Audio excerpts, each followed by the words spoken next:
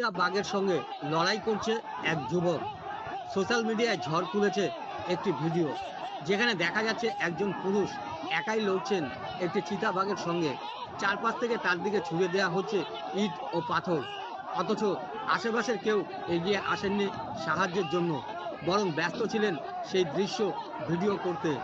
ভিডিওতে স্পষ্টভাবে দেখা যাচ্ছে বাঘের সঙ্গে প্রাণপণ লড়াই চালিয়ে যাচ্ছেন ওই ব্যক্তি, যা দেখে অনেকেই হতবাক। তবে এই ভিডিওটির সত্যতা আমরা যাচাই করিনি।